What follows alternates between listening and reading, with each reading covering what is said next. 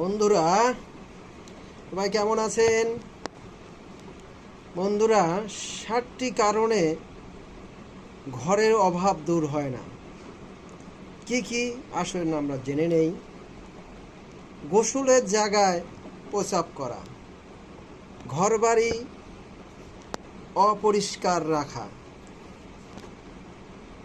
এশা এবং মাগরিবের মধ্যখানে ঘুমিয়ে থাকা, মেহমান বাড়িতে আসলে দুঃখিত হওয়া,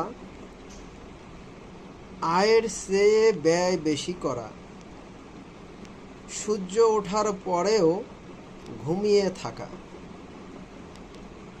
আরও আছে বন্ধুরা, চলাফেরার রাস্তায় প্রস্রাব করা এবং চলাফেরার রাস্তায় মল ত্যাগ করা।